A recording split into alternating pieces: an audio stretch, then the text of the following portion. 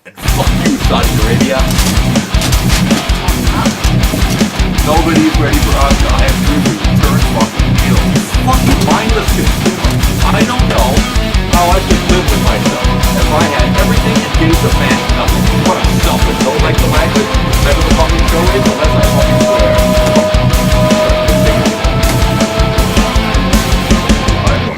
Mike AD, I'm getting sick of this shit product. Hi.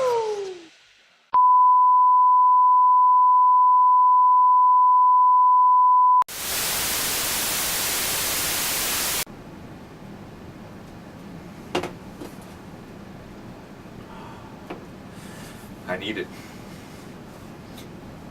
I'm Mike AD, and this is This Week in Wrestling. And Monday night starts with Raw from Grand Rapids, Michigan. The night starts with Trips and Stephanie trying to play babyface. They go over the card. And what is the card? Women's Tag Team Elimination Chamber match. Daniel Bryan defends against 5 competitors. Ronda versus Ruby Riott. When did this happen? Wow. And then they go over the angle from last week where Becky attacked Stephanie and Triple H. And she did go to the doctor. And what did they say? Out comes Becky. And there appears to be no lingering injury, and the suspension is over. Wow, that was quick. And the match is on if she apologizes. She tells them to put the apology up their arse. Trips gives her to the end of the night to apologize or throw it all away. Out comes the Boss and Hug connection. There's nothing that can break them. Up next, a 3-way including Sasha, Bayley, the Mild Samoans, and the Riot Squad. The losing team enters the chamber first. Matches with consequences. Love it. Momentum is overrated. Before the break, Ruby runs Sasha into the barricade, agitating the injury from last week. Now they're escorting her back to the dressing room. Bayley is, for the second straight week, going it alone. Samoans win and Bayley eats the pin and mopes. It's no big deal. In the back, Becky is limping around. She's hurt worse than she's letting on. Ladies and gentlemen, Elias. Balor says to Becky, don't let your pride take you to a bad place. Ladies and gentlemen, Elias. Then the magical gauntlet match that set Rollins on his positive momentum a year ago. Ladies and gentlemen, Elias. And then Lucha House Party interrupts him. If looks could kill. My album was not Grammy nominated, so I'm going to sing a song for myself running down Grand Rapids, reminding us of why he's such a good heel.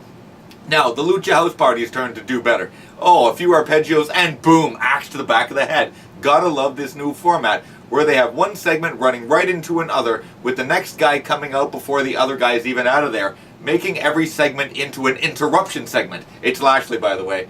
Now, Fire and Desire are doing a promo about how hard it is in there. No, they have no idea. What the fuck? Now out comes Finn. They replay the beating he took 2 weeks ago and last week where he beat Lio Rush. Now, this Sunday, Finn gets Lashley and Rush in a handicap match for the IC title. Now Drew McIntyre comes out. This is the match. Keep stacking the deck. This one was just fraught with outside interference. Lashley interferes, DQ, and the 3-on-1 starts. In runs Angle. He throws a couple guys around, puts Leo in an ankle lock. Corbin comes out and interferes. Then starts the 2-on-1. Braun starts mauling Lashley, and Big Mac goes after Corbin, but he escapes. This has all the signs of turning into a 6-man tag. Back from commercial. God damn, I'm good.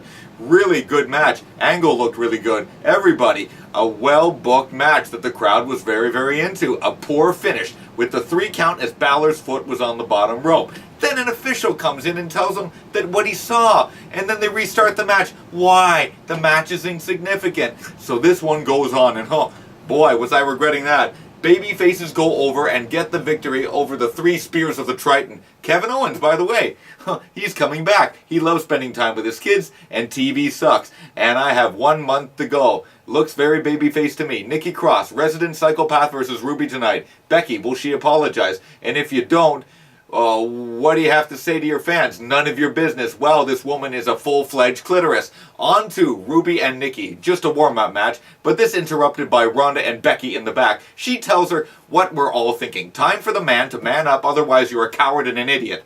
Anyhow, back to the match. Nikki puts on an entertaining show, but loses. Out comes Seth. Let's see what he has to say after his ass was left laying 2 weeks ago. He brings up the last 12 months. What a run that ran headlong into a concrete wall. Bad news is he took 6 F5s. Good news, he's still there, and he can win. Out comes Heyman. He teases Brock being there, but guess what? He's not there. Obviously. Just love him bringing up MLK and saying all men are not created equal. If you go into WrestleMania with the intent of taking the Universal Championship, it's a suicide mission. That's a spoiler. But Seth doesn't care. He's been holding the industry hostage for 2 years. I will be the martyr. I will sacrifice everything. I will burn in hell so Brock doesn't leave as champion. And that's a spoiler. Heyman leaves and out comes Ambrose. What horrors do we have for him this week? He says, I have one thing to say to you. Slay the beast. Remember that scene from Major League where the guy tells the Charlie Sheen character to strike this fucker out? No? Damn, I'm dating myself, but damn these Hollywood writers. And then he leaves. Gotta love that 15 seconds of work. And what the fuck have they done to Ambrose? Now he supports Seth? And did Nia sit on that guy's head? Did the last 3 months not just happen? The Iconics. Winning would be worth it. Sorry, it would be worth it if they were replaced by a more worthy team. Oh, sorry, one of the teams is Naomi and Carmella. Can you say thin? Wait, Ambrose is still out there. Here we go. EC3. 2. The human money printing machine versus the former WWE champion, the human bullshit printing machine. Apparently Ambrose lost last week because of toxic masculinity. I think he lost due to contractual incompatibility. And, surprisingly, Ambrose picks up the win here. Welcome to 50-50. Bizarre. Becky is in the back. Alexa tells her not to apologize because she's selfish, and there is not a genuine bone in her body. Ulterior motives. Up next, Raw Tag Titles. Glorious Gable versus The Revival. This was a good tag match. It went at least 2 segments. Let me rewrite that. This was an excellent match that got better as the night went on. The Revival win the tag titles. It's about time. Will they revoke their release?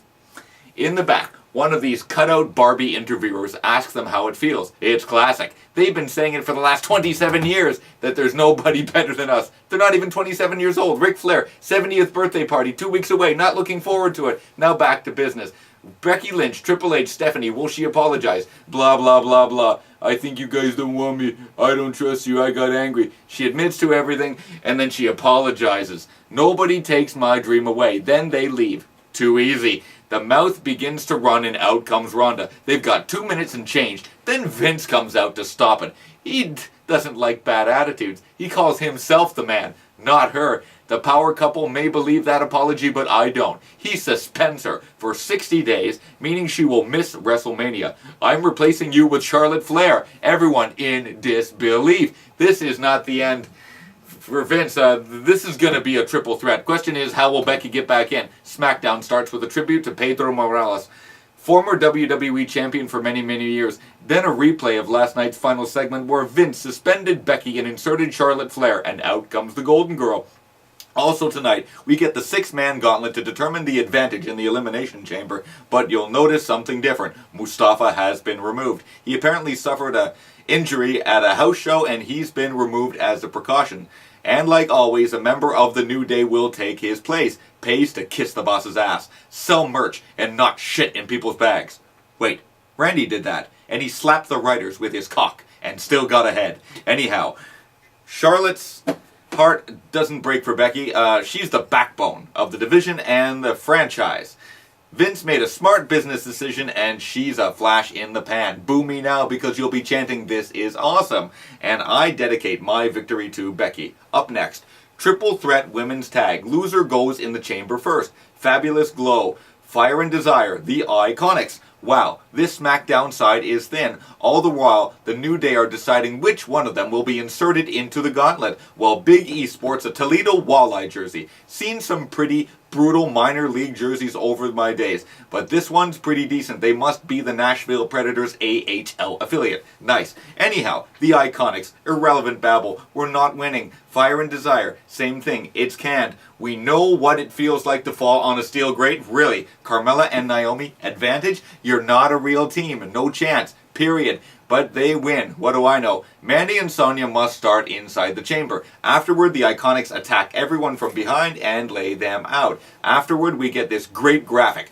showing me who starts inside the chamber. I'm not a colossal tool. I understand how this match works. I don't need some guy using 3D graphics to make a video game representation of what is it going to look like. It's going to be 12 women, many of which have little experience, flopping all over a metal cage. Believe me, this can't be good. Bailey says Sasha will show up and we're going to win. The Samoans aren't worried at all. Tamina looks like a human version of that tumor in Total Recall. Quaid, turn on the machine.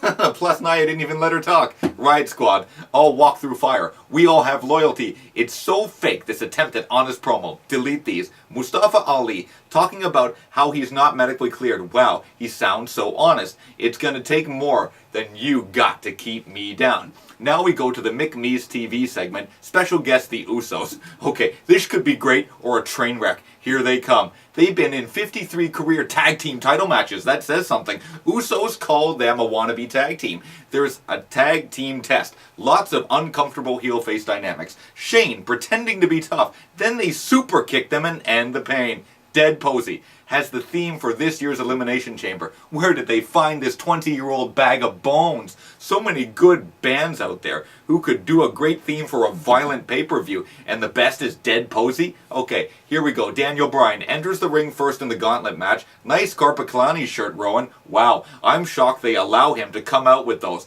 I guess it's lack of merch is the gimmick, because commercialism is the cancer consuming the planet. No WWE merchandise. Daniel comes out and says, I don't want to participate in the match, and it will shorten my career, but it is necessary. Out comes the New Day. Who will it be? Is it that 24-inch tube of ground beef? Toss the 24 pancakes, and we're back from break. It's Kofi. Can they give someone else a shot? Big E really needs the time to be pushed as a single star.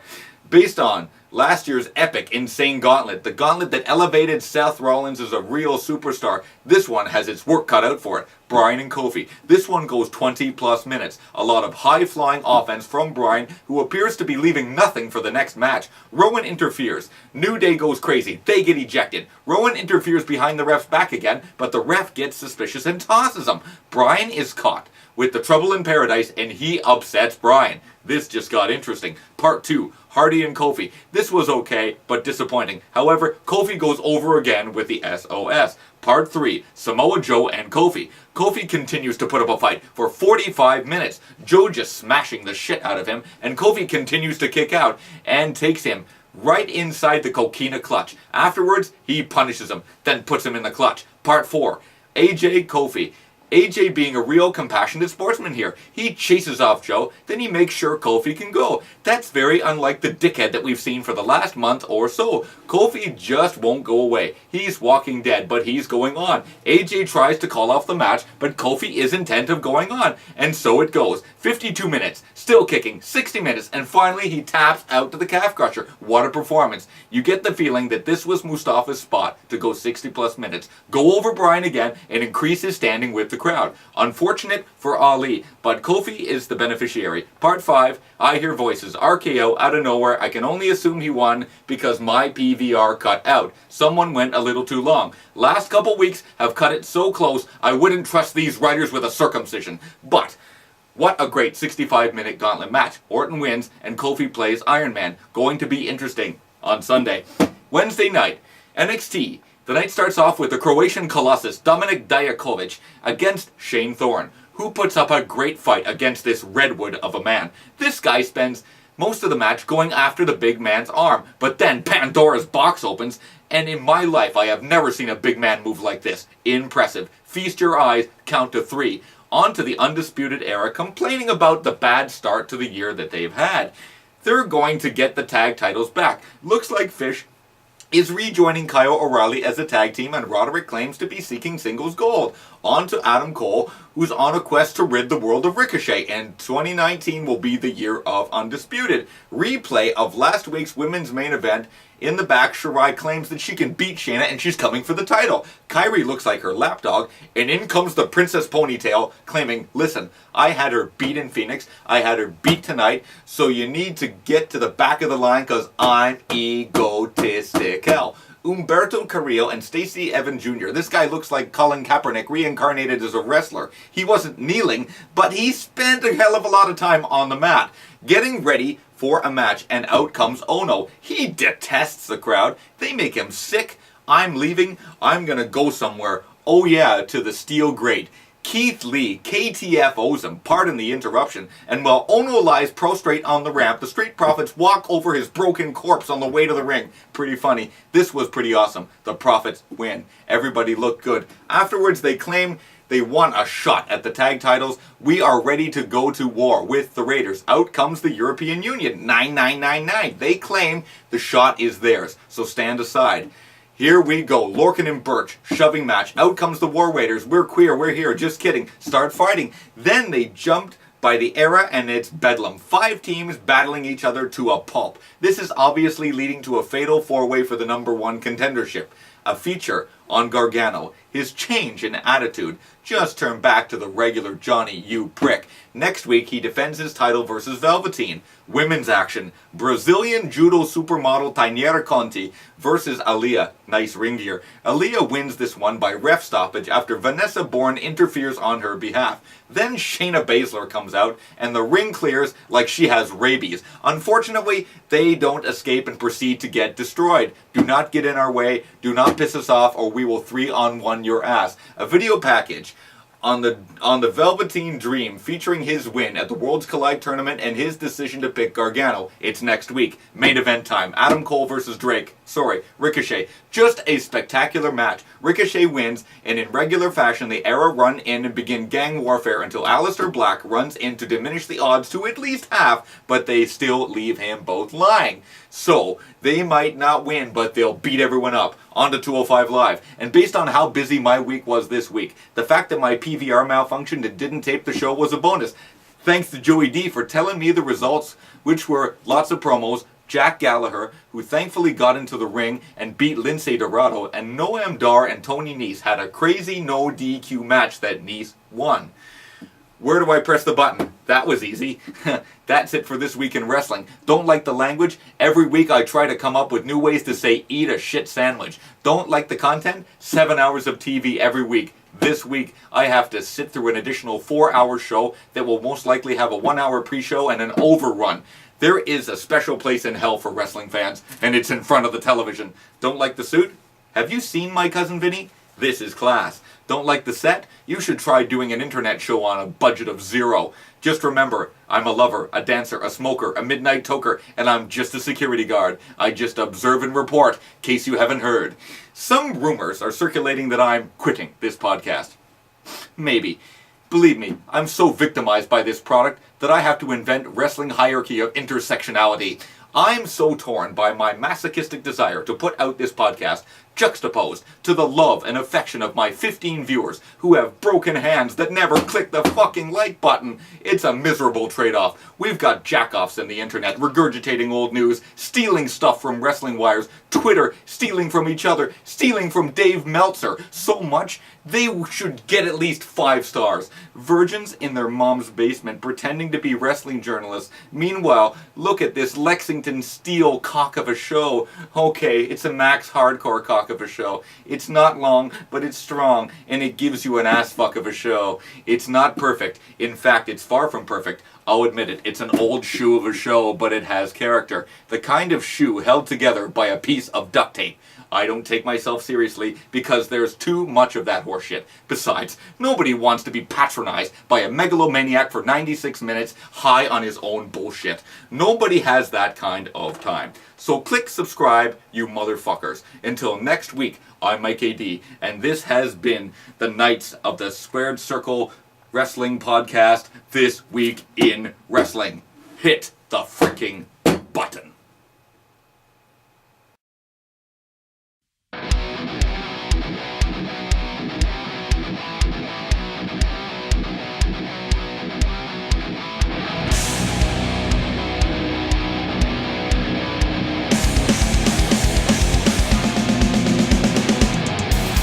Fuck you, Saudi Arabia. Nobody's ready for us. I have to return fucking heel. You fucking mindless consumer. I don't know how I could live with myself. if I had everything and gave the fans nothing. What a selfish, don't like the language? Better the fucking show is, the less I fucking swear. Sorry, couldn't take it anymore. I'm Mike KD, and I'm getting this shit product, right? My ears, delete. And he's gonna run that conga line all the way to the unemployment line. Don't like the selections? Fuck you. It's called opinion. And if anyone has been watching this show, you're in very exclusive company. And based on what was to come for the next 3 hours, the fan base would need the remainder of the week, or a bottle of bourbon to get over. This week almost made me give up in disgust.